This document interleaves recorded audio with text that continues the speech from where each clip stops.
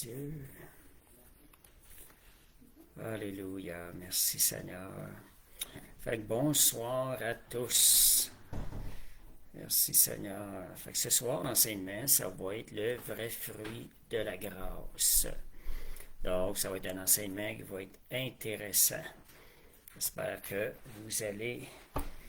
ça va vous aider dans votre vie chrétienne. C'est ce qu'on va regarder ce soir parce que la grâce a comme premier but de nous libérer, nous enlever les fardeaux, mais aussi de nous faire porter le fruit du fruit dans notre vie. Elle va nous pousser à la sanctification et nous faire grandir dans la sainteté de Dieu à l'image de Jésus.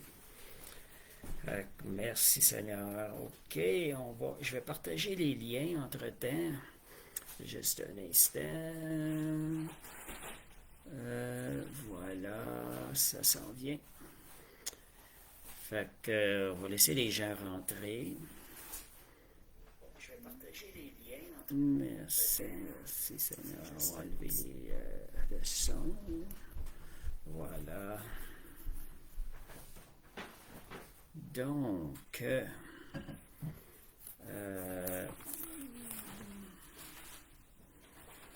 voilà,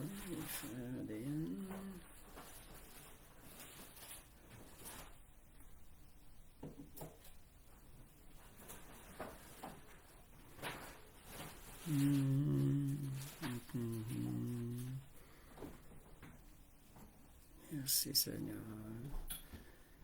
Fait qu'on va y aller avec ça. On va y aller. Fait que ceux qui vont partager c'est notre lien une autre fois. Ça ne sera pas long. Donc, juste pour vous dire que ce soir, l'enseignement, c'est le vrai fruit de la grâce. Merci Seigneur. Fait que bonjour, Lisa. Merci Seigneur. Donc, voilà.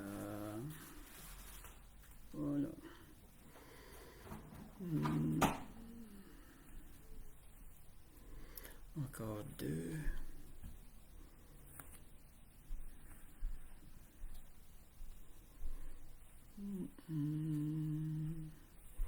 Ça sera pas long.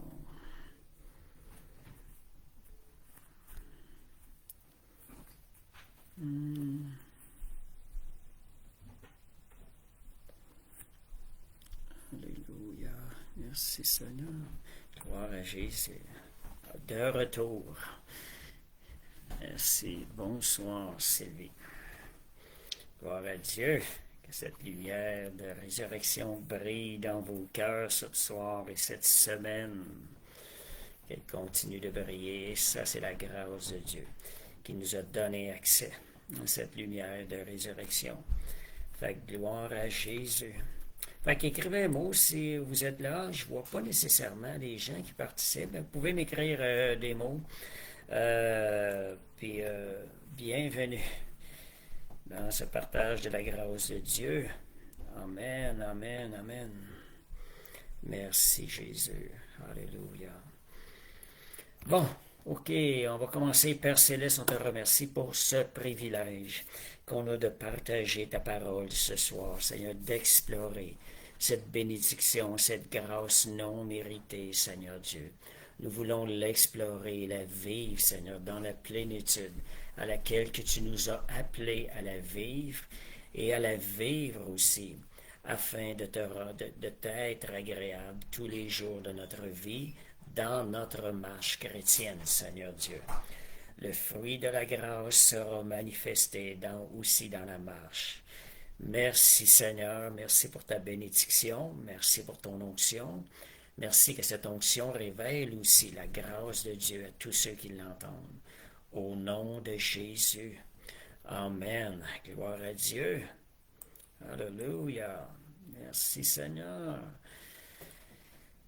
Je ne sais pas si je vois les commentaires. Je vois 2 commentaires. Mais en tout cas, on va y aller. Donc, qu'est-ce que la vraie... Commençant par la grâce, ce qui semble contraire à la grâce. je vais mentionner la définition du péché aujourd'hui. C'est sûr que péché, grâce, beaucoup de personnes voient ça complètement opposé l'un à l'autre, que c'est pas conciliable. Mais le fruit de la grâce, première chose, c'est que ça nous libère du pouvoir du péché. Mais qu'est-ce que le péché? On va voir ces choses-là à la lumière de la parole de Dieu ce soir. Gloire à Jésus. Merci Seigneur. Fait que bonsoir Brigitte. Alléluia. Fait qu'un enseignement qui peut être intéressant, qui peut produire du fruit. Même si on parle du péché, c'est quelque chose qui va vous libérer parce que de marcher dans la volonté de Dieu, c'est ce qui est bon, agréable et parfait pour tous. Amen. Donc, la vraie définition du péché sous la grâce, dans la nouvelle alliance. Des questions qu'on se pose, est-ce que ça existe encore, la notion du péché pour un croyant? Est-ce que Dieu voit encore le péché la perception du péché de Dieu envers le croyant? Comment est-ce que ces choses-là, on peut concilier ça avec comment savoir qu'on est vraiment dans la bonne compréhension? Le fruit qui va sortir de notre vie dans notre marche chrétienne va témoigner du degré de vérité que nous avons compris sur la grâce, parce que la grâce nous libère, elle nous libère de la condamnation, elle nous libère de la culpabilité. La grâce nous rend libres. Libres de quoi? Pas de péché, mais libres de servir le royaume de Dieu comme Jésus a servi son Père céleste. Donc, je fais une petite parenthèse. Parfois, je vois des enseignements sur la grâce. Je vois qu'il y a des moitiés d'enseignement. Il y a des versets qui sont même modifiés, ces choses-là. On va en revenir plus tard. Donc, dans l'Ancienne Alliance, on parle de la différence entre le péché dans l'Ancienne Alliance et la Nouvelle Alliance. Il y a une semaine, 10 jours de ça, quelqu'un m'a posé la question, le péché, est-ce que ça existe? Ça m'a amené à réfléchir un peu. J'ai peut-être approfondi la réponse aujourd'hui. En quelque sorte, le terme péché est quelque peu différent aujourd'hui dans la Nouvelle Alliance versus l'Ancienne Alliance. Puis on va voir que c'est pas amoindri, c'est au contraire, c'est approfondi. Ce qui est beaucoup plus. Jésus nous ramène plus loin dans la notion du péché. Quand on parle de péché, c'est de faire quelque chose qui n'est pas agréable aux yeux du Père. Quelque chose qui, en quelque sorte, n'alimente pas bien, n'entretient pas bien une relation, une bonne relation avec le Père céleste, avec Jésus, avec le Saint-Esprit. Donc, l'Ancienne Alliance, l'accent du mot péché était mis sur l'acte. Si on regarde les 10 commandements de Dieu, c'était des choses qui étaient vraiment focusées sur les actions extérieures et visibles. Donc, la tendance religieuse était, je dis religieuse, parce qu'aujourd'hui encore, il y a de ces tendances-là dans le monde des croyants, était de se concentrer sur le comportement extérieur visible et inconsciemment ou consciemment de cacher les racines de ce péché-là à l'intérieur le plus possible. Et la personne pouvait se sentir juste simplement par l'évaluation de son comportement extérieur, de ses actes qui étaient commis en fonction des 10 commandements de Dieu qui avaient été donnés à Moïse. Ces 10 commandements de Dieu avaient été donnés à Moïse dans un but pour nous révéler notre état de perdition et de péché. Ce n'était pas donné dans le but de nous condamner, dans le but de nous envoyer en enfer. Ça avait été donné, premièrement, pour nous révéler l'état de pécheur, afin que nous nous tournions vers Jésus, vers un sauveur, vers une grâce qui nous serait accordée un jour. Dans l'Ancien Testament, les gens marchaient par la foi d'un sauveur qui devait venir et les libérer, sans nécessairement comprendre vraiment beaucoup de choses. Aujourd'hui, dans la Nouvelle Alliance, nous mettons notre foi dans un sauveur qui est déjà venu, dans une œuvre qui est déjà été accomplie à la croix. Donc, une œuvre qui a déjà été pourvue. Si on regarde Abraham avait cette foi-là dans une œuvre qui était pour être accomplie. Il avait mentionné l'Éternel, Adonai, Jireh, dans le sens que c'est l'Éternel qui pourvoira. Donc, dans une foi à venir, dans une délivrance à venir, dans une promesse à venir d'un sauveur pour eux. Ils ne pouvaient avoir la compréhension qu'on a aujourd'hui parce qu'ils n'avaient pas vu cet accomplissement de l'œuvre de Jésus. Donc, ils avançaient dans la foi d'un Dieu qui leur ferait une promesse accomplirait une promesse de salut et de délivrance pour eux. Aujourd'hui, nous connaissons le salut, nous connaissons en partie l'œuvre accomplie de Jésus à la croix. L'œuvre a déjà été accomplie, donc nous fonctionnons dans la foi d'un Dieu qui a déjà tout pourvu à la croix. On dit tout accompli, mais aussi tout pourvu à la croix. Donc, dans le Nouveau Testament, la différence avec le mot péché, c'est pas que le péché a été rayé, c'est que le péché, Jésus va plus loin, il nous révèle la source du péché. C'est pour ça que si quelqu'un dans le Nouveau Testament est focusé sur le mot péché, selon la définition, selon ce qu'on connaissait du péché dans l'Ancien Testament, on appelle ça du légalisme, s'il ne se concentre que sur cela. Mais si on regarde et on écoute l'enseignement de Jésus, on voit que Jésus va nous emmener plus loin. Jésus va nous ramener à la source du péché. Puis aujourd'hui, on est appelé à marcher dans la grâce de Dieu. La grâce va nous révéler la source du péché. Connaissant la source du péché, nous allons marcher d'une manière nous pouvons marcher d'une manière qui est pleinement agréable à Dieu. En réalité, nous pouvons marcher sur terre, servir Dieu le Père, comme Jésus a servi Dieu le Père.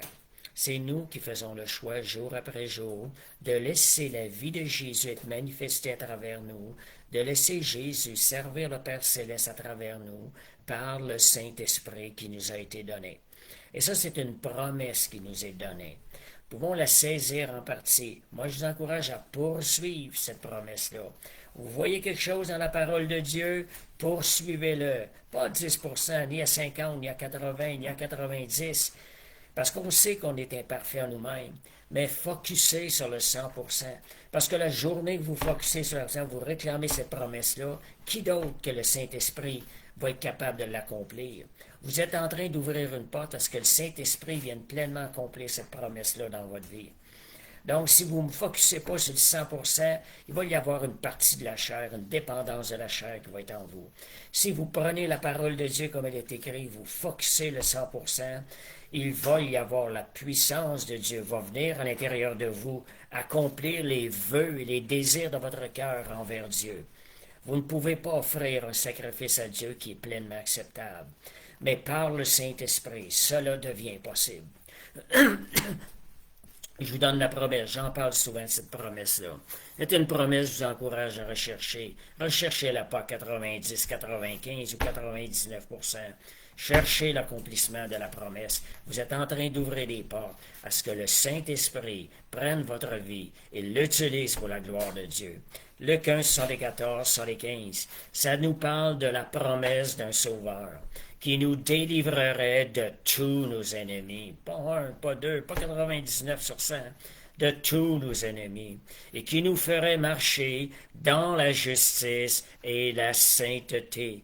Quand? Tous les jours de notre vie.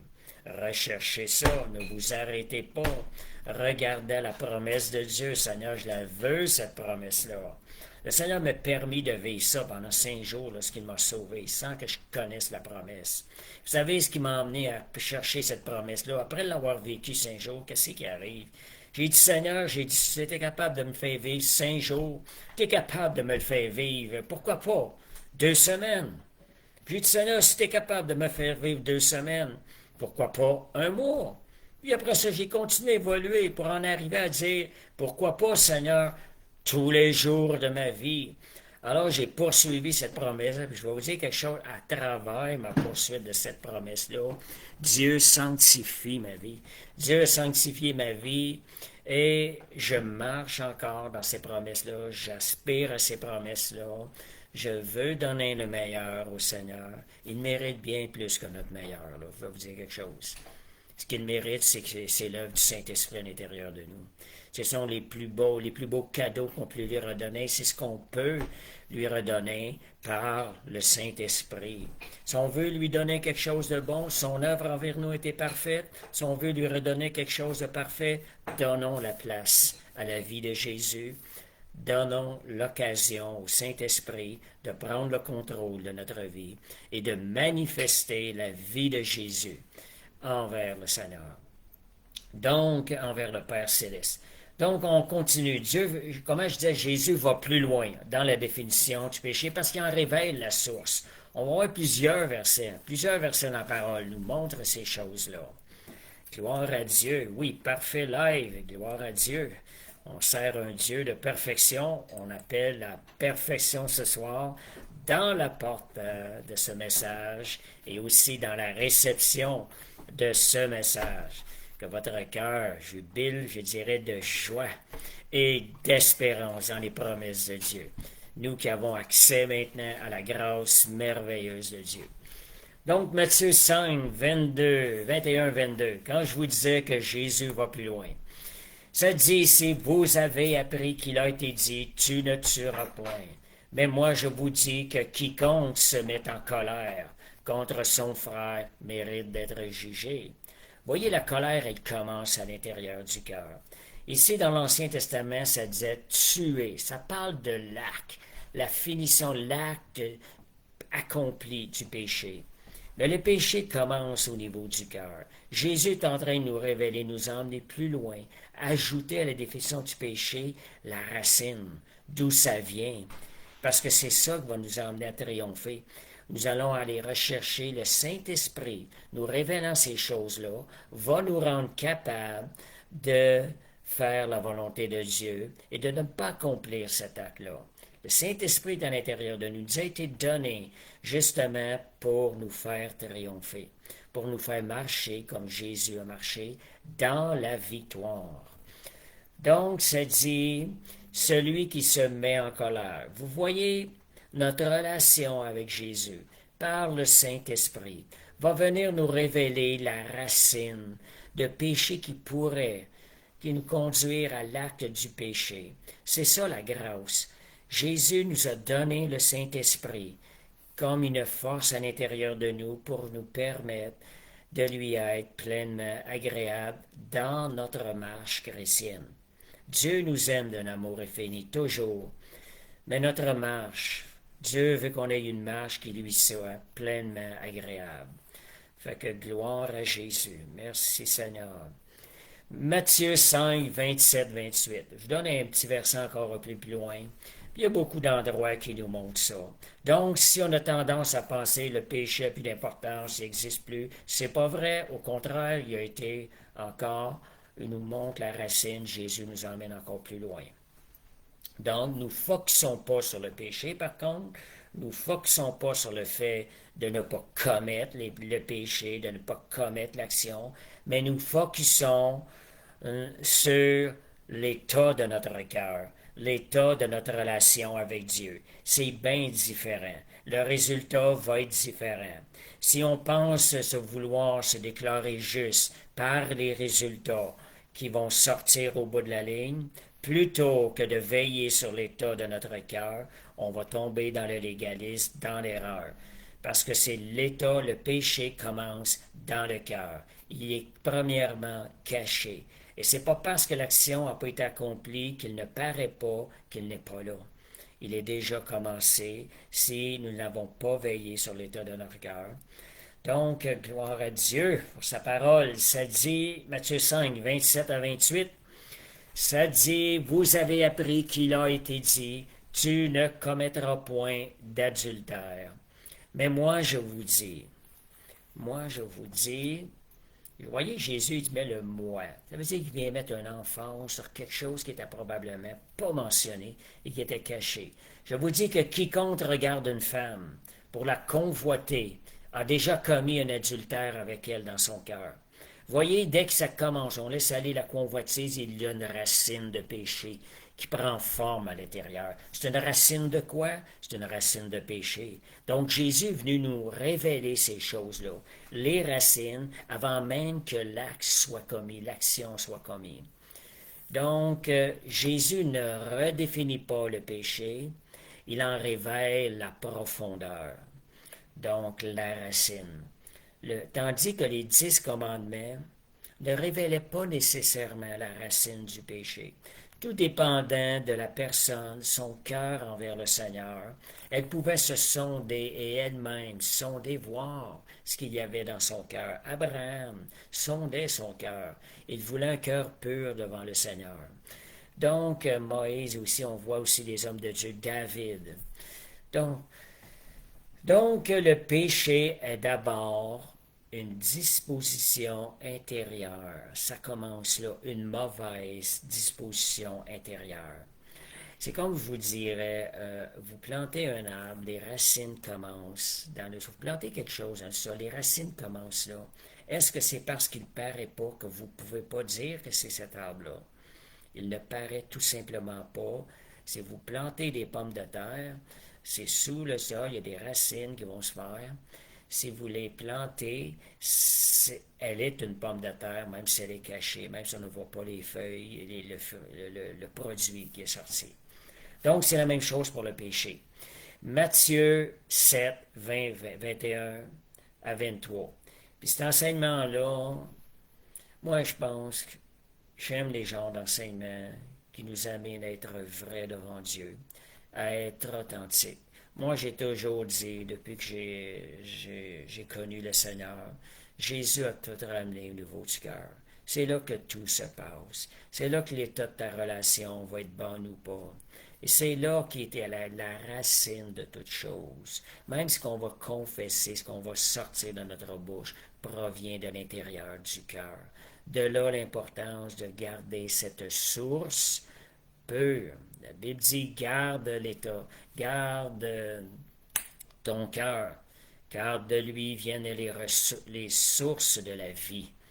Que ce soit la bonne vie ou la mauvaise chose, c'est de là que partent les ressources. Donc, l'étude de ce soir va nous ramener davantage aux choses du cœur.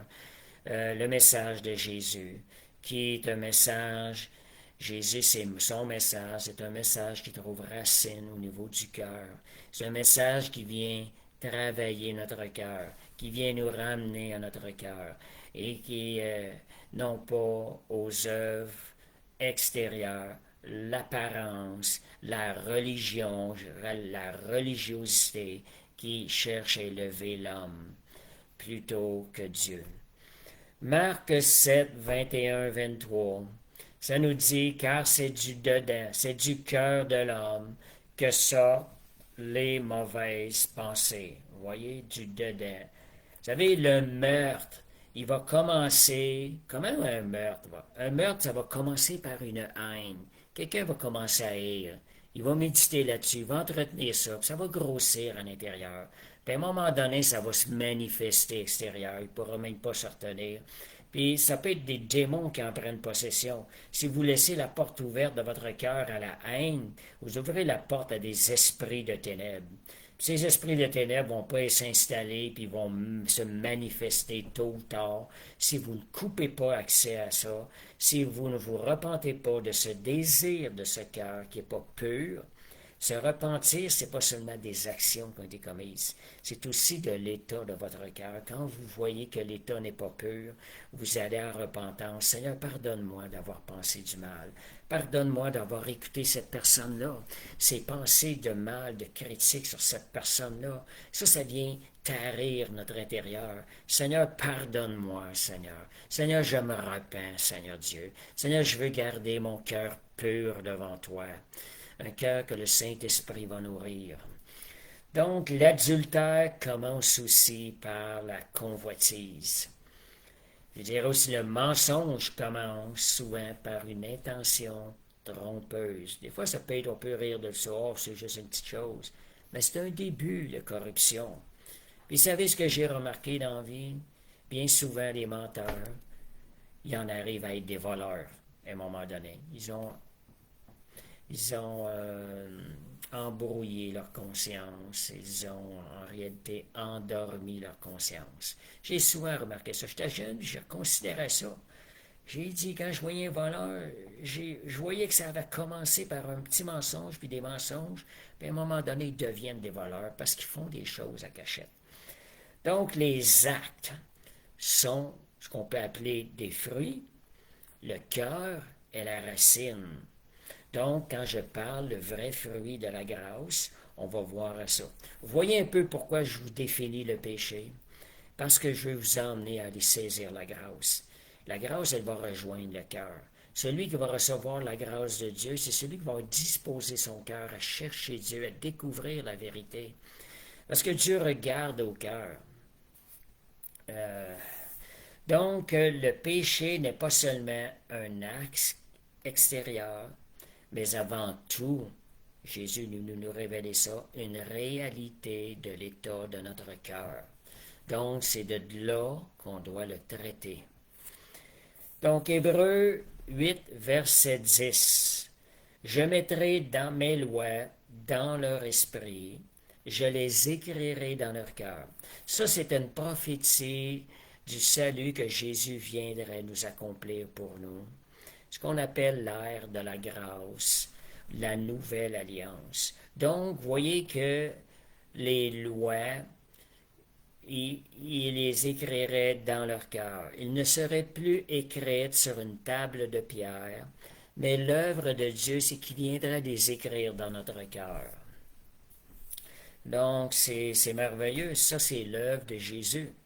Nous vivons une période extraordinaire. Nous sommes privilégiés d'avoir été mis au monde dans une période de grâce. Moi, je me rappelle au début de ma vie chrétienne, quand je considérais ça. J'ai dit, Seigneur, j'ai dit, quelle grâce que je suis né dans cette période-là, Seigneur Dieu, que je peux avoir accès à cette grâce si merveilleuse. Et je me rappelle d'un soir, je t'adore, mon cœur était touché par le Seigneur.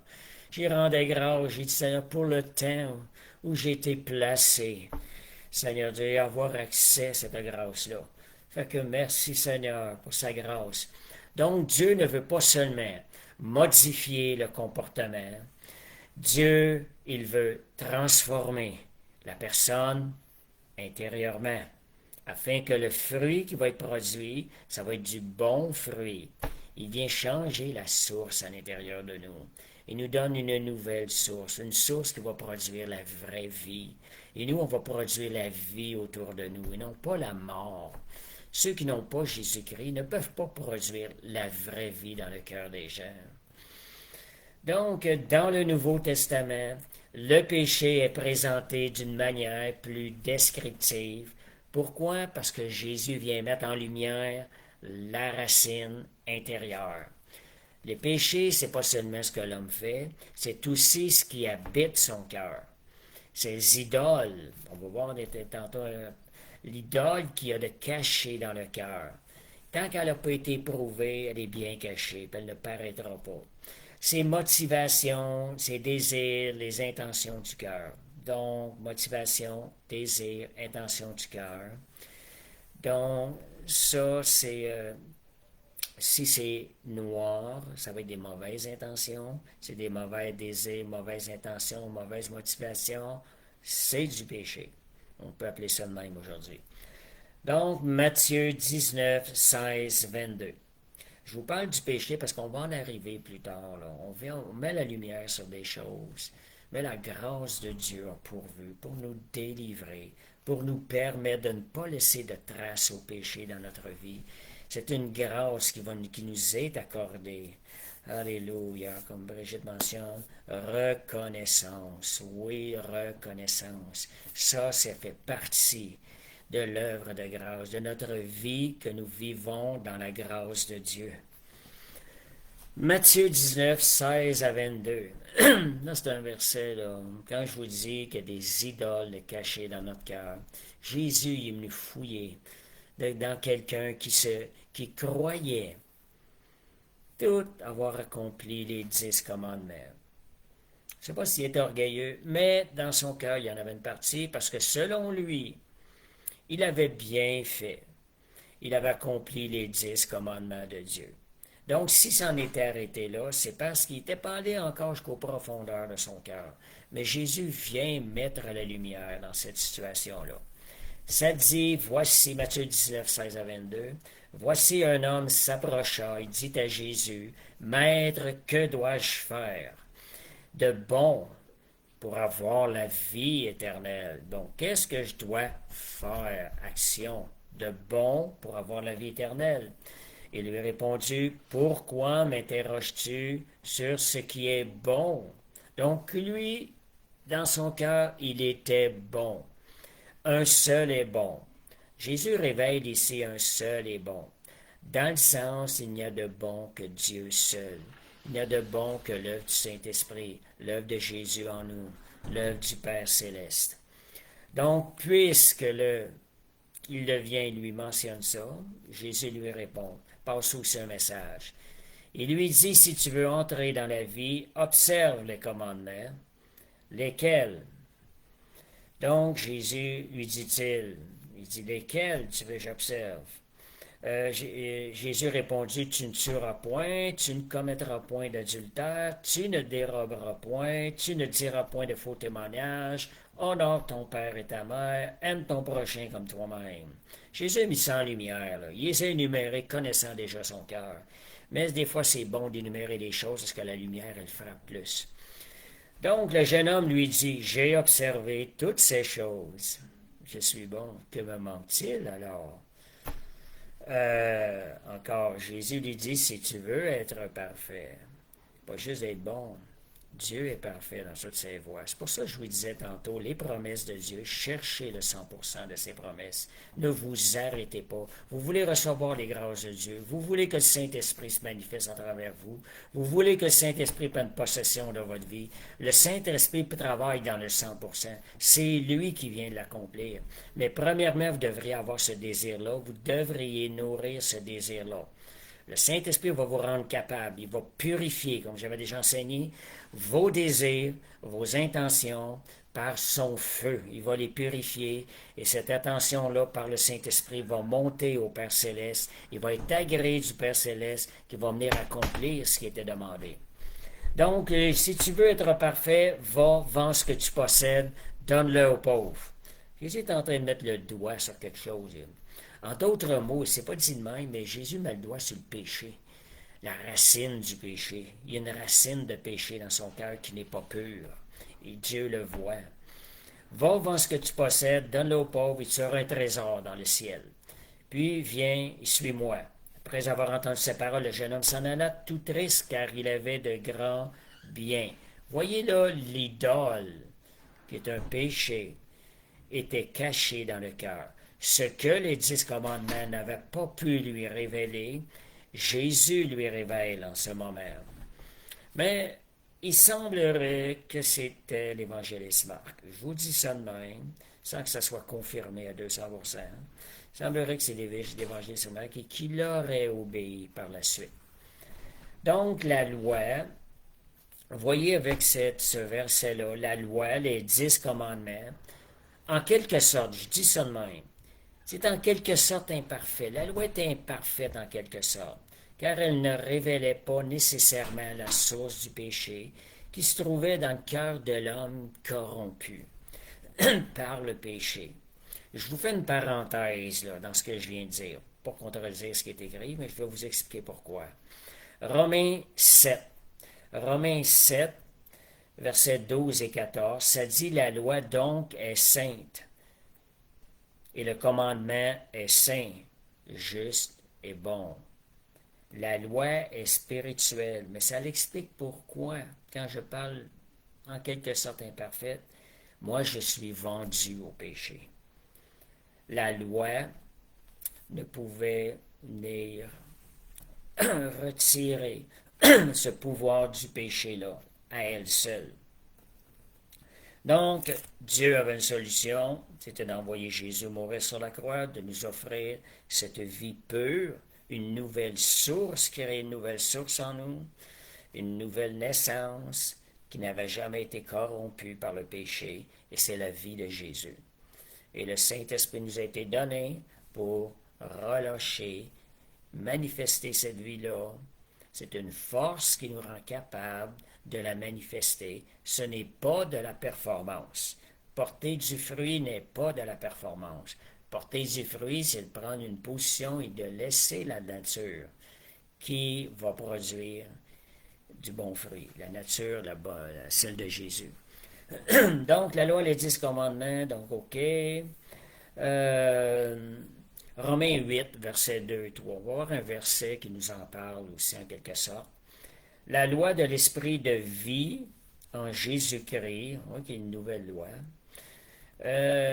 m'a affranchi de la loi du péché et de la mort. Donc, il y avait une loi qui tenait le vieil homme dans le péché. Il y avait un pouvoir qui avait été donné. Quand on parle de loi, on parle des fois des règles. Donc, le diable avait un pouvoir de tenir l'homme esclave de cette nature pécheresse-là. Car chose impossible à la loi, parce que la chair la rendait sans force. Donc, ça dit que la chair rendait la loi sans force. Dieu a condamné le péché dans la chair. Romains 3, 31.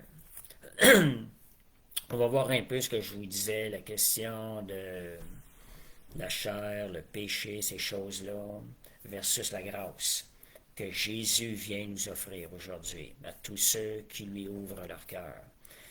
Anéantissons-nous donc la loi par la foi.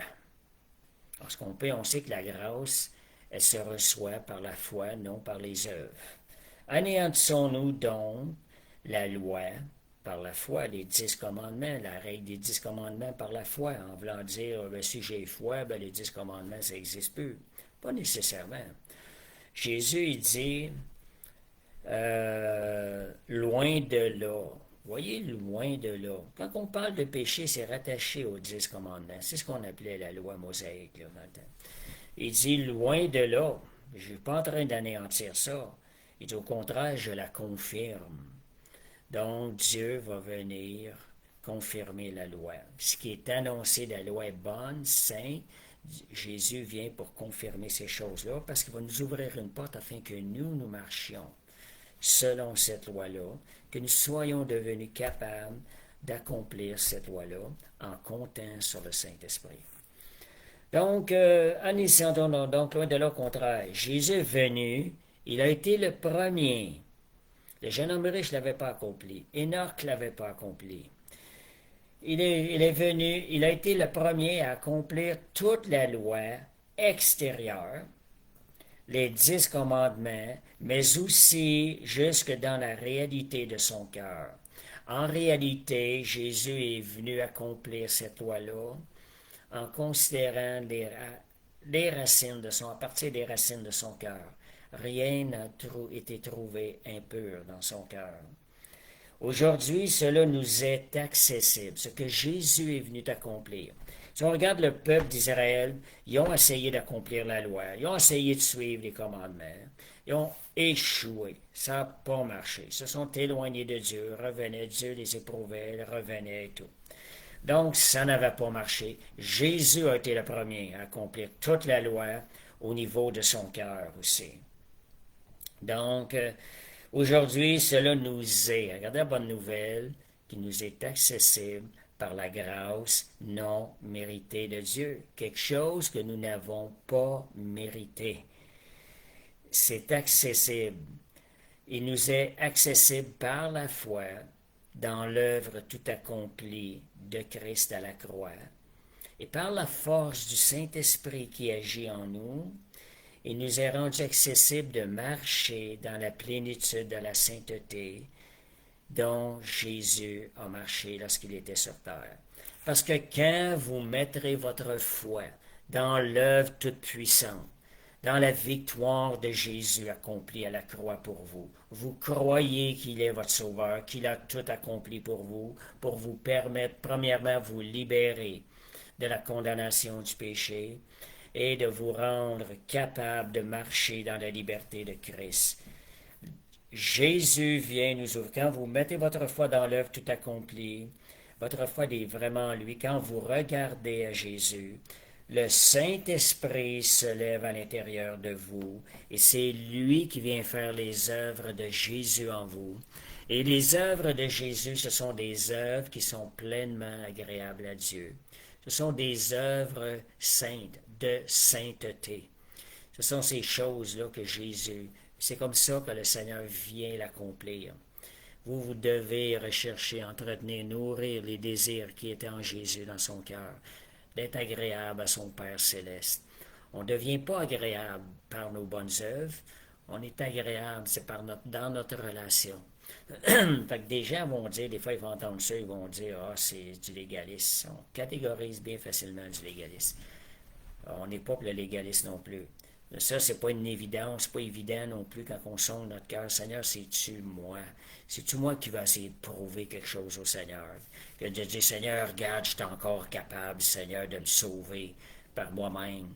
Regarde, Seigneur, d'autres mots, tu es en train de dire, si on tombe dans le légalisme, hey Jésus, là, t'es peut-être allé trop sur la croix, là.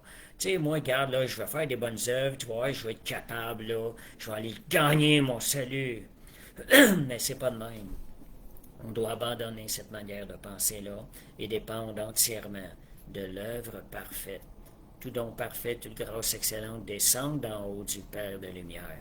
Est-ce que c'est ça que vous voulez dans votre vie? Une œuvre parfaite. Confiez-vous dans le Dieu Tout-Puissant, dans l'œuvre tout accomplie de Jésus. Moi, je me rappelle que ça m'avait dit, aussi longtemps que mes yeux sont fixés sur lui, j'ai la victoire et je ne peux tomber. Donc, quand nos yeux sont fixés sur le Seigneur, nous marchons dans le surnaturel. Et c'est le Saint-Esprit à l'intérieur de nous qui se lève et qui nous permet de marcher dans la pleine volonté de Dieu et d'accomplir des œuvres qui sont agréables à Dieu. Merci Seigneur. Alléluia. Donc, sauvé, quelle grâce non méritée. La grâce, elle nous a sauvés. Mais par la suite, elle nous a aussi équipés pour vivre une vie de sainteté. Ça, c'est le fruit de la grâce qui va nous emmener dans la sanctification de gloire en gloire et qui va nous diriger vers une vie de sainteté. C'est ça quand je vous parle le vrai fruit de la grâce. Si ce fruit-là est absent, ce n'est pas la grâce. J'entendais quelqu'un qui disait « Ah, c'est merveilleux la grâce, je viens de saisir ça, je me sens tellement libre. Ah, je me sens libre, là je dors, tu sais, je me suis levé tard, j'ai pas prié. Ah, je me sens libre. » Ça, c'est une fausse grâce. C'est quelqu'un qui a décidé, pareil comme si le péché n'aurait plus de pouvoir. Pareil comme si le péché, moi, le péché n'existe plus, moi, je fais tout ce que je veux être juste être libre. Dieu est amour. Et ça, je ne pas juste des paroles, je l'ai vu, là. Il y a des gens qui pensent comme ça. Des gens qui manquent de profondeur, puis ils marchent comme ça. C'est quand la grâce est saisie, si vous marchez, ça devrait vous emmener dans une vie de sanctification, de gloire en gloire, de plus en plus à l'image de Jésus. Et si ça fait le fruit contraire, vous n'avez pas saisi la grâce. Cherchez la grâce de Dieu, vous ne l'avez pas saisie. Romains 14, 23. Tout ce qui n'est pas le produit, on parle de péché pour le définir, parce que la grâce nous libère, nous sommes libérés du péché, libérés du pouvoir du péché. Mais ce que je suis en train de dire, c'est que le péché, oui, existe encore dans le Nouveau Testament. Tout ce qui n'est pas le produit d'une conviction est péché. Vous voyez là qu'on est en train d'aller encore plus loin. Paul nous emmène, tu sais, c'est pas juste les œuvres extérieures. À l'intérieur de toi, tu n'as pas de conviction, puis tu vas aller faire une action. Paul, il dit, c'est péché. Tu dois savoir que ce que tu fais est agréable à Dieu. Donc, en résumé, le péché est manquer la volonté de Dieu. Il nous est révélé dans notre relation par le Saint-Esprit. Donc, le Saint-Esprit nous a été donné. Lui va nous montrer les racines, les mauvaises racines avant qu'elles produisent des actes. Jacques 4, 17. Ça dit, celui donc qui sait faire ce qui est bien et qui ne le fait pas, commet un péché. Vous voyez, on voit. Donc, quand vous savez ce qui est bien, on ne parle pas d'action, là. Oui, on parle d'action en quelque sorte, mais on parle aussi d'aller plus loin. Tu savais à l'intérieur de toi que c'était pas bien et tu as fait l'action. Donc, tu as commis un péché. Donc, 1 Jean 1,9, la grâce de Dieu, qu'est-ce qui arrive là? J'ai parlé de ça, là. Pas que les gens aient de la condamnation. La condamnation, c'est pas de Dieu. Dieu nous a ouvert un chemin de grâce. Si vous avez gardé votre cœur, vous avez travaillé pour faire des choses qui sont agréables à Dieu, vous avez tombé. Qu'est-ce qui arrive? 1 Jean 1,19. C'est 1 Jean 1,9 ou 1,19, je ne sais plus. Si nous confessons nos péchés, il est fidèle et juste pour nous les pardonner et nous purifier de toute iniquité. La grâce de Dieu nous offre aussi de se relever pour, en lui confessant nos péchés. La confession nous emmène à la repentance. Seigneur, regarde, j'ai fait ça. Seigneur, c'est pas bon pour toi. Seigneur, je regrette, je te demande pardon. Et je reçois ton pardon non mérité pour ma vie. Et quand vous faites ça, vous êtes une force à l'intérieur de vous qui va se lever. Le Saint-Esprit va se lever, puis il va vous rendre capable de faire sa volonté. Vous savez, Dieu, ses enfants, c'est pas de les avoir écrasés à terre par le fardeau de leur incapacité qui va faire avancer le royaume de Dieu. Dieu leur permet de se dire, regarde à moi, je vais te fortifier. Tu vas être encore plus fort. Là.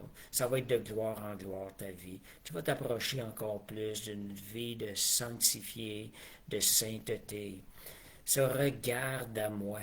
Donc, pour se lever, il faut regarder en haut. Si on ne regarde pas en haut, on ne sera pas capable de se relever, ni de faire la volonté de Dieu. Donc, j'étais rendu, OK, Romains 8, 1. Il n'y a maintenant donc aucune condamnation pour ceux qui demeurent en Jésus-Christ et qui ne marchent pas selon la chair. Il y a une deuxième partie qui est retirée dans certaines versions. Cette deuxième partie-là est bien importante. Des gens qui peuvent se dire, oh, moi j'ai été sauvé, aucune condamnation.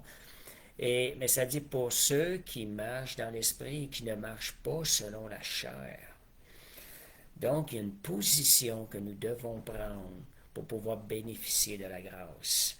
Cette grâce-là, elle est gratuite, elle n'est pas non méritée. Donc, le péché demeure toujours un ennemi de Dieu et un ennemi de nous aussi. La grâce, si vous faites du péché dans votre vie, que ça ne vous dérange plus, vous êtes en train d'en faire un allié, vous êtes en train d'en faire un ami. Le péché, vous devez le voir comme un ennemi. La grâce ne transforme pas le péché en quelque chose d'acceptable.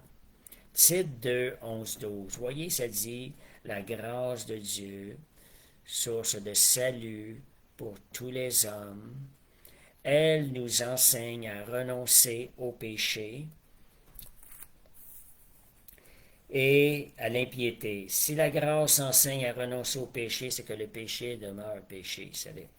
Donc, sous la loi, l'accent est souvent mis sur la transgression d'un des 10 commandements extérieurs visibles. Sous la grâce, la définition du péché rejoint les intentions cachées du cœur. Le croyant comprend davantage que le péché attriste le Saint-Esprit, nuit à sa communion avec Dieu et l'empêche de vivre pleinement ce que Dieu lui donne. Éphésiens 4:30, ça dit « N'attristez pas le Saint-Esprit ». Ça va refroidir votre relation. Et ça attriste le Père Céleste, parce que le Père Céleste vous aime. Le Saint-Esprit vous veut être en relation avec vous tout le temps. Veillez à ne pas l'attrister. Reconnaissez ce don si grand que nous avons reçu. Donc, la définition du péché sous la grâce. Le péché est tout ce qui est contraire à la nature, à la volonté et au caractère de Dieu qui empêche le croyant de marcher dans la communion avec Christ. La grâce ne redéfinit pas le péché, elle offre le pardon lorsque nous péchons, la puissance pour vaincre le péché et la restauration lorsque nous tombons. Ça, c'est ce que la grâce fait. Ainsi, sous la grâce, le chrétien ne cherche pas à éviter le péché uniquement par peur d'une punition, C'est pas ça l'idée. Mais parce qu'il aime Dieu, il désire marcher avec lui. Parce qu'il l'aime tellement dans sa relation, il ne veut pas attrister, refroidir cette relation-là. Il a le désir de lui être agréable. 1 Jean 2:1, je vous écris ces choses afin que vous ne péchiez point. Et si quelqu'un a péché, nous avons un avocat auprès du Père. Vous voyez, Dieu ne veut pas que les gens demeurent dans la condamnation. Ne demeurez pas écrasés sous le péché. C'est pas comme ça que vous allez faire avancer le royaume de Dieu. C'est pas comme ça que vous allez faire grandir la vie de Jésus en vous. Donc, 1 Jean 1:9, des fois c'est des versets, la manière que la traduction est faite. Quand vous lisez une parole, il y a quelque chose des fois qui vous semble clocher. C'est peut-être le Saint-Esprit qui veut vous donner la vraie révélation du verset. Soyez à l'écoute. Ça dit, quiconque est né de Dieu ne pratique pas le péché. Il ne peut pécher parce qu'il est né de Dieu. Vous voyez ici, ça dit, il ne peut pécher. Certains vont juste prendre ce demi-verset-là, puis ils vont dire, c'est comme si le péché n'existe plus. Tu es un enfant de Dieu, tu es sauvé pour toujours, tu n'as plus rien à faire. Selon le grec original, cette partie-là, ça dit, celui qui est né de Dieu ne continue pas à vivre. C'est dans un sens actif. Ne continue pas à vivre dans le péché comme mode de vie. Fait que vous voyez des fois des petites clarifications, des fois. Et il y a même un endroit on va le lire tantôt là aussi, que ça nous dit que celui qui dit qu'il n'a pas péché se fait menteur. Fait que vous voyez, des fois ça peut sembler se contredire ces deux choses-là, mais il faut comprendre le sens là. Donc, ça dit 1 Jean 8, c'est justement, ça dit, si nous disons que nous n'avons pas de péché, nous nous séduisons nous-mêmes. Donc, Romains 6,14, le péché n'aura donc pas de pouvoir sur vous, puisque vous êtes sous la grâce. C'est ça la bonne nouvelle. Étant sous la grâce, le péché ne devrait pas avoir aucun pouvoir sur vous. Vous allez pouvoir marcher dans une relation avec Dieu le Père, avec le Saint-Esprit. Et vous ne seriez pas dans la performance non plus. Ne cherchez pas à plaire à Dieu par des œuvres. Vous allez entretenir votre relation au niveau du cœur. C'est ça qui est important. C'est là. Donc, nourrir les désirs par le Saint-Esprit. Merci Seigneur. Alléluia. Romains, Romains, c'est ça. Romains 6,14, le péché n'aura donc pas point de pouvoir sur vous. Est-ce que c'est ça que vous désirez dans votre vie? Vous voulez la vraie liberté, c'est ça. En saisissant réellement la grâce. Romains 6,11, un témoignage d'un missionnaire, Hudson Taylor. Un gros livre épais que j'ai lu au début de ma vie chrétienne qui m'a marqué. Un missionnaire qui était un des premiers pionniers de missionnaires en Chine. Cet homme-là est parti sans avoir trop d'instructions, tout. Mais Dieu a gardé sa vie, Dieu l'a protégé. Hudson Taylor, mais c'est sûr que les gens, ils sentent à l'intérieur, quand la chair se manifeste, on se sent pas bien, on sent qu'il y a quelque chose qui ne fonctionne pas. Puis on ne veut pas ces choses-là, puis on veut être délivré de ces choses-là. Hudson Taylor se battait, il voulait vivre une vie pleine de sainteté et tout. Il s'est battu des années, je pense que ça a duré 15 ans, puis pourtant sa vie avait été donnée à Dieu. Il était en mission en Chine, c'était vraiment, sa vie était donnée. Il voulait sauver, il a appris comment parler chinois, toutes ces choses-là. Il s'habillait comme eux pour pouvoir les atteindre et tout.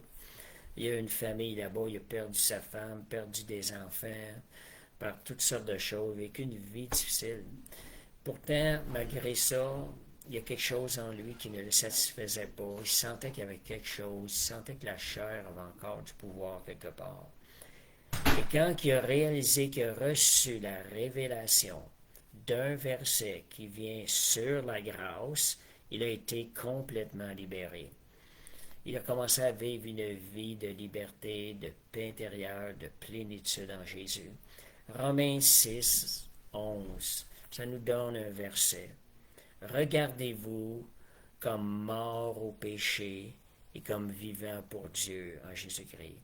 En d'autres mots, arrêtez de vous considérer comme étant un pécheur. C'est une question de position, question d'identité. Quand vous saisissez la grâce, vous saisissez votre position, le pouvoir du péché est brisé dans votre vie. Et comment il y a eu la révélation de ce verset-là, regardez-vous comme mort au péché et comme vivant pour Dieu. Seigneur, si je vis ce matin, c'est pour toi. Ma vie, c'est pour toi ce matin. On n'est plus des pécheurs dans notre nature renouvelée. Les gens, comment j'entends des fois, pauvre pécheur que je suis. Ah, j'entends les gens sont tous tristes pendant que ça prend. La bouche comme ça, puis pauvre pécheur que je suis. Ah, puis une fausse humilité. Regardez, c'est de la fausse humilité, c'est de l'apitoiement, c'est de la chair d'essayer de se plaindre de cette manière-là. Dieu nous a délivrés. Marchons dans la délivrance. Dieu veut qu'on prenne notre position en Jésus-Christ. Je ne suis plus de cette nature de pécheur. Ma position en Christ, j'ai été renouvelé, j'ai été sanctifié, et aujourd'hui je vais marcher dans les voies de Jésus, comme Jésus a marché. Donc ça, c'est l'attitude que Dieu veut qu'on ait, l'attitude de foi. Jésus, tu m'as délivré dans ton œuvre accomplie. Du pouvoir du péché, tu m'offres la grâce. Je choisis la grâce aujourd'hui. Je suis mort au péché, puis si je vis, c'est pour Christ que je vis. Donc, si quelqu'un se dit avoir été libéré des fardeaux à cause de la grâce, mais qu'il continue autant dans le péché ou plus qu'avant, il n'a pas eu la révélation de la grâce. Il doit continuer à la rechercher. Il n'a pas eu. Les gens peuvent penser, je me sens libre, il n'y a plus de condamnation, il n'y a plus de culpabilité. Le péché, Jésus, Dieu ne voit plus de péché dans ma vie. Dans un sens que caché qu'en arrière, il y a du péché, mais Dieu veut juste que je me sente libre. Il y en a de ça. Il y en a qui pensent comme ça. Et ça, c'est pas la révélation de la grâce. C'est pas ça qui libère. Le péché va produire des choses dans la vie de la personne. Et le péché va le rendre esclave de certaines choses dans sa vie. C'est pas ça la vraie liberté. Donc, si Jésus parle de critères clairs, les fruits. Matthieu 7, 16, vous les reconnaîtrez à leurs fruits. En réalité, en d'autres mots, on peut dire, si vous avez vraiment saisi les enseignements de Christ, vous allez en voir les fruits bénéfiques de ces enseignements, de la révélation que vous avez reçue. Le fruit de la grâce n'est pas sans effort. Regardez là. On met un petit terme. Au sens d'une vie passive. Parce que dès qu'ils pensent le mot effort ou faire quelque chose, il y en a qui vont catégoriser ça performance. Est-ce que Jésus était dans performance? Jésus a fait des œuvres. Est-ce qu'il était dans performance? Non. Donc, ce n'est pas sans effort, au sens d'une vie passive, on ne fait plus rien, on se laisse aller. Mais il n'est pas non plus le résultat d'un effort humain. Il faut mettre la variante. Pour gagner la faveur de Dieu. On ne cherche pas à gagner la faveur de Dieu. Dieu nous a prouvé son amour en envoyant Jésus mourir sur la croix. Donc, il y a quand même une réponse active à l'homme qui a reçu la grâce, même si elle est gratuite. Il y a une réponse active. C'est de demeurer en Christ. On demeure en lui, dans son cœur, selon son cœur. Demeurer en Christ, Seigneur, je demeure en toi, Jésus. Je demeure attaché au sceptre, qui est le Père céleste. Donc, il faut demeurer en Christ. Il faut aussi, j'aime pas le mot marcher, mais demeurer en Christ, marcher selon l'Esprit. Seigneur, il n'y a pas question que... Le mot « il faut », des fois, là, moi, c'est quelque chose, des fois, ça m'a frappé dans le disant.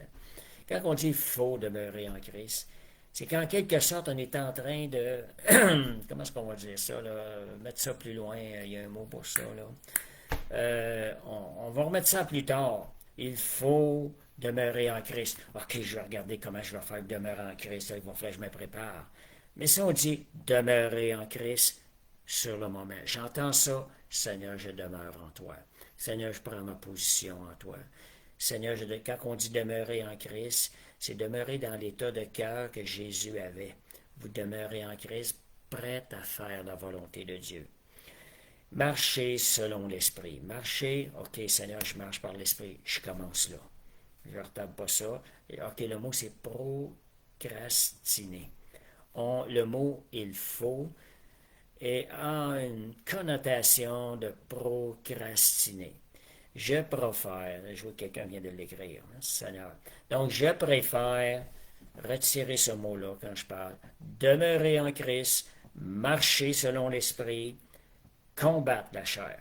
Résistez, persévérez. Vous ne la combattez pas avec vos forces. Variante, très important. Ça, c'est pas évident de savoir, je suis dans mes forces, Seigneur, ou je suis dépendant du Saint-Esprit. Concentrez-vous. Saint-Esprit, aide-moi. Saint-Esprit, je te prends par la main. Ça, c'est seulement toi qui peux le faire à travers moi. Viens avec moi, je garde mes yeux fixés sur l'œuvre de Jésus à la croix. Et je te fais confiance que c'est toi qui vas me rendre capable. C'est comme ça on développe notre confiance en le Saint-Esprit, en le laissant agir. Donc, Philippiens 2, 12, 13, travaillez à votre salut. Vous voyez, ça, Paul enseigne beaucoup dans ce sens-là. Car c'est Dieu qui produit en vous le vouloir et le faire. Si Dieu vous donne le vouloir et le faire, le mot faire, c'est parce qu'il y a des œuvres où vous devez travailler. Vous prenez ce que Jésus vous donne, Dieu vous donne quelque chose en vos mains, vous travaillez avec cet instrument-là. Seigneur, je travaille à mon salut. Seigneur Dieu, je veux accomplir, je veux grandir dans la sanctification, je veux avancer pour toi, Seigneur. Merci de me donner l'opportunité, de me donner tout ce qui est nécessaire par le Saint-Esprit pour pouvoir faire ta volonté. Donc, Dieu agit par grâce. L'homme, lui, il va répondre. Quand je vous disais c'est actif, l'homme répond par une obéissance et une coopération.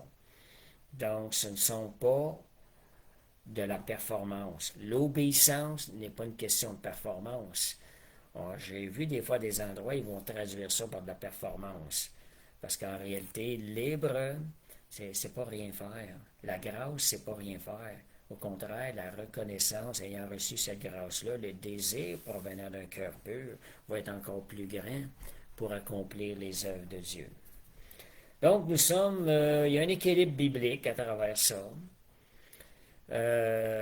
entre la grâce, qui est très marge, c'est pas difficile à voir aussi quand on la vit, mais il y a quand même un équilibre à l'intérieur de ça. Les deux extrêmes sont pas bons. Nous sommes sauvés uniquement par la grâce de Dieu. Ça, c'est un fait. Par la foi. Et non par nos œuvres. Ça, c'est clair, c'est écrit. Il n'y a rien qui m'en doute ces choses-là. Tu es sauvé par la grâce, par la foi, et non par nos œuvres. Il n'y a pas une œuvre qui va être acceptée comme paiement pour ton salut. Ça vaut, de toute façon, aucune de nos offrandes, même pas l'offrande de notre vie, n'est acceptable aux yeux du Père. Donc, seulement l'offrande de la vie de Jésus qui a été acceptée dans le lieu 3 fois saint. Donc, deuxième chose dans l'équilibre, sauvé uniquement par la grâce de Dieu, on dit bien uniquement. Cette grâce, la deuxième équilibre, cette grâce, elle va produire une vie transformée. La grâce va produire des œuvres qui en sont le fruit.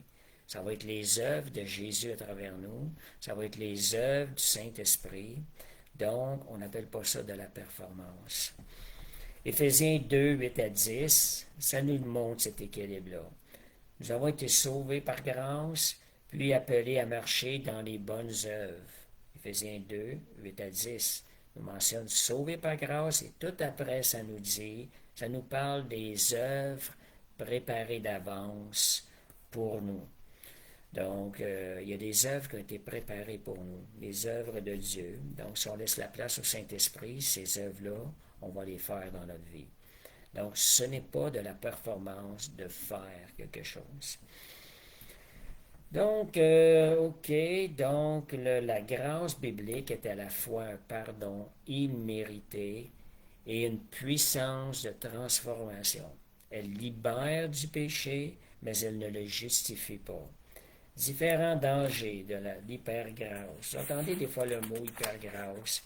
Il faut juste faire attention pareil. Soyez sûr que quand vous voyez hypergrâce, des fois j'entends dire des gens, ce prédicateur-là prêche l'hypergrâce, mais quand je vais l'écouter, je ne vois pas tout à fait ce que je vois des fois. Des fois, les gens ont peur d'aller trop loin. Oui, il faut être sage. On peut aller trop dans des extrêmes, ce qu'on appelle l'hypergrâce. Qu'est-ce qui arrive dans l'hypergrâce? On va avoir certaines situations qui sont de l'hypergrâce.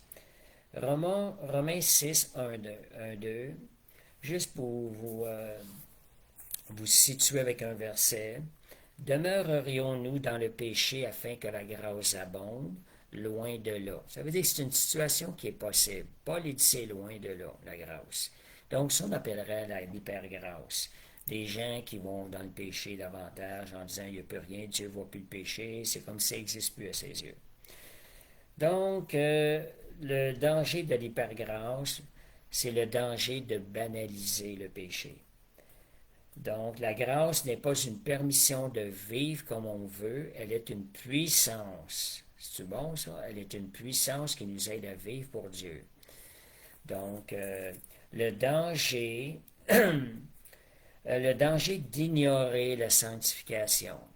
Donc, il peut y avoir un danger. Veillez là-dessus. Si la sanctification n'est pas enseignée lorsqu'on parle de la grâce, il y a quand même un danger là-dedans de tomber dans l'hypergrâce, qui n'est pas de Dieu, qui est un plan du diable. Donc, le Nouveau Testament enseigne que le croyant est appelé à grandir dans la sainteté. On le voit à plusieurs endroits. Oui, Paul appelle les gens saints, lorsqu'il parle de saints d'Éphèse. Mais lorsqu'il parle du courant de la vie, on nous parle de sanctifier, de grandir dans la sainteté, Paul nous exhorte. Si Paul exhorte, c'est parce qu'on a besoin, on a un choix. Si Paul, ça donne à quoi l'exhortation si tu n'as pas de choix à faire? Mais si Paul exhorte, c'est parce qu'il y a deux chemins. Tu peux faire ça, tu peux faire ça. Paul nous exhorte à prendre le bon chemin. Le Nouveau Testament enseigne que le croyant est appelé à grandir dans la sainteté. Hébreux 12,14. Recherchez la paix avec tous et la sanctification. La grâce ne remplace pas la sanctification, elle la rend possible. Voyez-vous un peu la grâce, comment est-ce que... Le danger de négliger les avertissements bibliques. Ça, c'est l'hypergrâce. Le Nouveau Testament contient de nouveaux appels, nombreux appels à la vigilance, à la persévérance et à la fidélité. Paul, Pierre, Jacques et l'auteur des Épîtres aux Hébreux exhortent régulièrement les croyants à demeurer fermes dans la foi. Donc, exhortation amène un choix à faire, une décision qui a un impact dans notre vie. OK, le danger. Cinquième chose, bon, j'ai 6 points. Le danger d'une foi sans transformation. La grâce véritable, elle produit du fruit. Donc, un fruit commence avec quelque chose, puis une transformation, il devient un fruit qui vient bénir, nourrir les gens autour de vous. Donc, la grâce véritable, elle produit du fruit. S'il n'y a aucune transformation dans votre vie, puis vous dites que vous vivez sur la grâce, c'est pas la grâce. Allez plus loin que ça. Donc, aussi, on entend un terme des fois, une fois sauvé, toujours sauvé. Et je veux juste vous montrer un verset. Tu sais, la Bible elle nous parle beaucoup, nous exhorte beaucoup à l'espérance, de garder, de vivre dans l'espérance. Moi, comme j'ai même reçu la parole quand j'ai été sauvé, Dieu m'avait préparé une place et m'attendait. Mais on est exhorté à toujours prendre la décision de marcher sur le bon chemin, dans le sens que c'est une position qu'on prend. Le Saint-Esprit est notre force à l'intérieur de nous qui nous permet de marcher dans ce chemin-là et de choisir ce chemin-là. Il est une force à l'intérieur. Je veux dire, ça devient plus facile de faire le bien que le mal lorsque tu marches par le Saint-Esprit. Donc, la grâce de Dieu, titre 2, 11, 12, nous enseigne à renoncer à l'impiété et aux convoitises nombreuses. Donc, on parle de renoncement.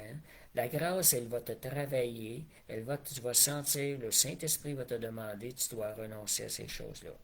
Et c'est là, par ton obéissance, qui va faire que tu vas demeurer dans la grâce ou tu vas débarquer. Si tu te débarques, mais tu reviens au Seigneur, je te demande pardon, Seigneur, aide-moi. Et revenir avec un cœur repentant. Donc, la question, je t'ai rendu là, une fois sauvé, toujours sauvé. Je vous donne juste un exemple. Quand Paul, là, je pensais à ça, quand l'apôtre Paul exhortait les Corinthiens, il parlait de quelqu'un qui était dans la fornication, il disait qu'il soit, c'est grave, qu'il soit livré à Satan pour la destruction de la chair, afin qu'il soit sauvé. Donc, si Paul dit qu'il soit livré, ça veut dire que s'il n'est pas livré, ben, il ne sera pas sauvé. Parce que là, il dit qu'il soit livré à Satan pour la destruction de la chair et le but afin qu'il soit sauvé. Donc, si vous ne faites pas l'action, vous n'aurez pas ce résultat-là. Ça va être un autre résultat. Fait que vous voyez, juste avec ce verset-là, voyez un peu que cette déclaration-là ne tient pas la route. Comme je vous dis, il faut faire la balance. Il y a des versets qui vont nous exhorter. Prends la foi, prends l'espérance, va dans la grâce a pourvu, ces choses-là. La grâce libère, c'est correct. Mais aussi, il faut prendre aussi l'autre partie, les exhortations qu'ils nous ont données. Seigneur, oui, je les reçois, les exhortations. Je les reçois comme édification. Seigneur, j'écoute ta parole et ta parole va produire du fruit dans notre vie. Vous voyez, je vous donne un exemple. Quelqu'un, quand il avait mentionné ça, je suis allé lui donner le verset. Savez-vous comment est-ce qu'il a fait le verset? Il a dit, celui qui, dans l'adultère, est livré à Satan pour la destruction de la chair. Il a essayé à dire que tu ne peux pas perdre ton salut. Regardez comment est-ce qu'il a menti en chantant le verbe, en disant est livré, plutôt qu'il soit livré comme une action à reprendre un choix. Un choix, deux choix emmènent deux destinées différentes. Ça, là, moi j'appelle ça des loups. Faites attention. Il y a des loups qui vont changer, modifier une petite portion de la parole, et ce n'est pas du tout le même sens. Puis bien souvent, les loups vont prendre un demi-verset, ils ne parleront pas de l'autre, ils vont prendre un demi de verset pour appuyer ce que lui pense. Donc, des demi-vérités sur la grâce de Dieu, c'est l'œuvre de Satan. Soyez sages. Vous voyez quelque chose, ça vous travaille, allez étudier la parole de Dieu. Allez vérifier dans la parole de Dieu. Allez voir autour ce qu'il y a d'autres choses décrites. Même les versets, les références, ça peut vous aider. Je vous encourage à aller vérifier ces choses-là. C'est bien important, là. Parce que le diable est séducteur aujourd'hui. Puis la chair, là, tu sais, elle aime ça, elle veut faire ce que ça y tente, là. Fait qu'elle est là, là. Fait que soyez sages, mais Jésus nous a donné la puissance de vaincre la chair et de marcher dans la sainteté tous les jours de notre vie. N'y allez pas avec la performance de vos œuvres, toujours les yeux fixés sur l'œuvre tout accomplie de Christ, qui, lui, vous donne la victoire. Fait que merci Seigneur, c'était l'enseignement de ce soir. Fait que je prie que la grâce de Dieu soit avec vous tous les jours, et je vais terminer par la prière. Je ne sais pas, je ne vois pas tous les commentaires ce soir. S'il y a des choses qui vous ont touché, vous pouvez les mentionner. J'ai vu très peu de commentaires. Je développe ça un peu. Merci Seigneur. Fait que je vais terminer par la prière. Puis entre-temps, écrivez aussi des versets, quelque chose qui vous a touché votre cœur ce soir, qui est venu vous chercher. De dire Seigneur, Hébreu, quand on parlait d'Hébreu, là, on me demande Hébreu, quel était le verset. Hébreu, il y avait Hébreu 12, 14, qui nous dit rechercher la paix avec tous et la sanctification dont elle doit être recherchée. On n'attend pas qu'elle vienne d'elle-même, on la recherche. Voilà, fait que Père Céleste, je te remercie pour cette grâce, Seigneur, de ta parole, la grâce qui a tellement de multiples dimensions. Merci, Seigneur, de nous emmener. Seigneur Dieu, d'avoir pourvu à la croix pour nous faire marcher dans la justice, Seigneur, tous les jours de notre vie. Merci ce que tu as pourvu, que les désirs de notre cœur soient concentrés sur toi, Seigneur. Et Seigneur, qu'on apprenne à dépendre de toi, Seigneur. Seigneur, comme le verset Hébreu 13, 20 qui dit « Rends-moi capable de toute bonne œuvre pour l'accomplissement de ta volonté, que tu puisses faire en moi tout ce qui t'est agréable. » Si vous êtes en train de prier cette prière-là, vous n'êtes pas dans la chair, vous n'êtes pas dans la performance, vous n'êtes pas dans les œuvres de la chair, vous êtes en train de poser votre foi sur le Saint-Esprit qui va vous rendre capable. Fait que merci Seigneur. Puis en passant, je vous demande aussi si vous pouvez partager ce live-là sur vos comptes Facebook. Partagez-le afin que plus de personnes entendent et recevoir. Je dis franchement, quand on parle, qu'on entend ces choses-là sur la grâce de Dieu, on ne peut qu'être reconnaissant de son œuvre. Que le Seigneur nous donne plus de révélations sur sa parole pour pouvoir mieux le servir. Merci Seigneur. Fait que je vous dis aussi, on a aussi le café biblique, qui est café biblique, qui est le vendredi à 20h. On a le dimanche nos assemblées à 2h30, arriver tôt. Et les mardis soirs, on a de l'intercession à travers un groupe Messenger. Si les gens sont intéressés à y participer assez régulièrement, vous pouvez nous envoyer votre courriel. Et les mercredis soirs à 20h, les enseignements live. Et en passant, j'en profite pour annoncer l'annonce de Roar for Canada, qui va avoir lieu à Gatineau les 12 et 13 juillet.